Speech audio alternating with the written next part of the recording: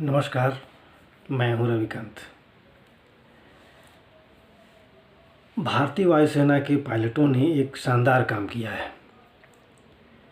कारगिल में पहाड़ियों से घिरे हुए एक हवाई पट्टी पर रात के अंधेरे में वायुसेना के प्रमुख मालवाहक विमान जे हरकुलिस C-130 रात के अंधेरे में उसको उतारा गया है। हमारे पायलटों ने ये शानदार काम किया है।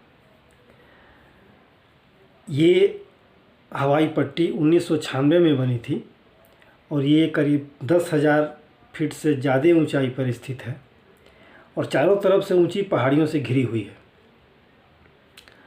इस जगह पे रात के अंधेरे में विमान उतारना बहुत बड़ा जोखिम वाला काम था, लेकिन हमारे शानदार पायलटों ने शानदार काम किया है। इस प्रयास में GPS और इंफ्रारेड थर्मल इमेजिंग का उपयोग किया गया और जो एक विधि कही जाती है टेरेन मास्किंग। टेरेन मास्किंग एक ऐसी विधि है जिसमें दुश्मन के रडार को चकमा दे करके और विमान को पहाड़ियों के पीछे से ले जा करके और बीच में से कहीं से उतारा जाता है हवाई पट्टी पे। इससे दुश्मन देश को पता नहीं चलता। ये हवाई पट्टी LOC के बिल्कुल करीब है। तो भारतीय वायुसेना के पायलटों ने ये जो काम किया है वास्तव में बेहतरीन है।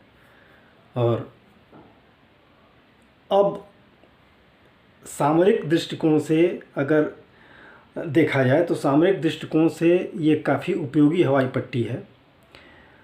और लद्दाख के इलाके में एक तरफ जहाँ LOC है, दूसरी तरफ LAC है, उन दोनों दृष्टिकोणों से अगर देखा जाए तो आपात स्थिति में इस हवाई पट्टी पे रात के अंधेरे में विमान को उतारना यानी ये साफ संकेत है कि अब हमारे दुश्मनों को सचेत हो जाना चाहिए, क्योंकि भारतीय सैनिक हर परिस्थिति के लिए हर समय 24 घंटे तैयार हैं।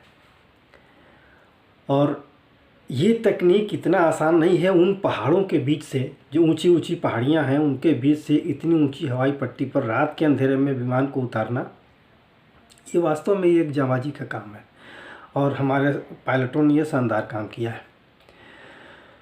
इसके लिए इसका फ़ायदा ये होगा कि अगर आपात स्थिति में जल्दी से जल्दी कम से कम समय में यथाशीघ्र सैन्य साजो सामान पहुंचाना हो या सैन्य टुकड़ियों को पहुंचाना हो, तो भारतीय सेना आराम से इस हवाई पट्टी का उपयोग करके और इस तकनीक से अपने सैनिकों को या साजो सामान को उन LOC या LAC के करीब पहुंचा सकती है।